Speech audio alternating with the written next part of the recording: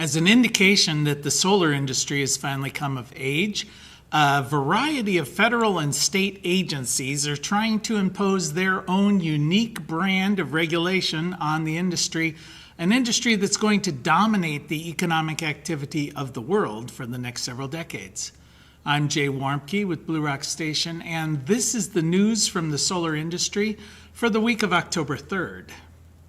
Now, first in the regulating ballet here is FEMA has proposed some changes to the 2024 International Building Code.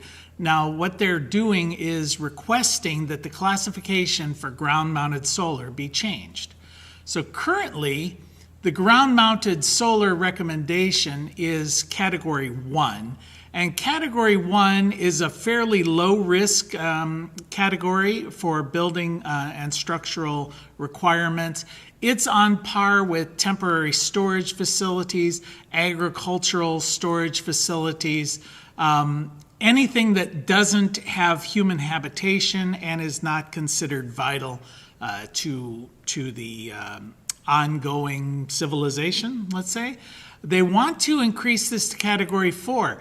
Now, Category 4 is essentially the highest category. So they're trying to make ground-mounted solar the equivalent of nuclear fallout shelters, hospitals, first responders facilities, and of course, utilities. Now, apparently their rationale there is that as solar becomes more and more important to the utility industry, it should be treated like other utility infrastructure. SEIA, which is the Solar Energy Industries Association, is countering that the cost of such a move would be dramatic and perhaps slow down the implementation of the installation of solar. And there have been no demonstrations that this kind of change is required. So what they're asking is that this compromise be reached where it's raised to a Category 2, beefed up a little bit, but not made the equivalent of, first responder or emergency care facilities. Now, the Department of Energy has released a study that talks about cybersecurity and distributed energy systems.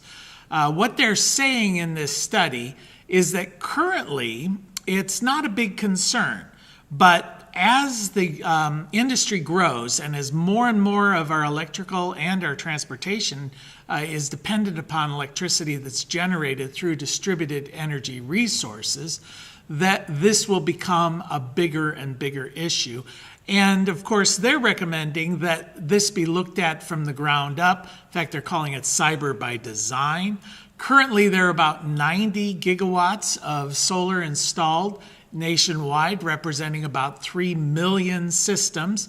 It's estimated that that will quadruple in the next 3 years, up to about 12 million systems.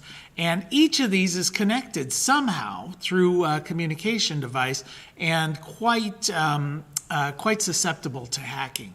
So they're basically recommending that cybersecurity be built into the picture as this infrastructure is developed. The Department of Treasury, along with the IRS, is asking for input from the industry on how best to implement the new Inflation Reduction Act. This is a sweeping legislation and has a lot of implications to the industry and to our tax system. There's estimated that about $270 billion of this bill are in the form of tax incentives. So some of the things that they're asking about is energy generation incentives. A lot of questions about that, like what technologies are considered to be green, what standards apply when the IRS or the Department of Treasury starts looking at what qualifies. Can a retrofit of an existing system be considered a new system? If so, what extent needs to take place? Things of that nature. Then you get into the credit enhancements. They're talking about increasing by 10% the investment tax credit if you use prevailing wage. Well, what documentation is required for that? What constitutes prevailing wage in this situation? There is also a domestic materials provision. Well, what constitutes that? How do you record keep for that? Additionally, there are incentives for buildings, there are incentives for electric vehicles that need to be washed out, manufacturing credits if they're made in the United States, and you can in turn, through this legislation, begin to trade and sell these credits. So how is that going to be monitored? What record keeping? A lot of things left to be sorted out, and they're asking in 6 different letters asking for industry input. And of course, the California Public Utilities Commission has decided to delay their announcement regarding net metering 3.0 or NEM 3.0 until after the election.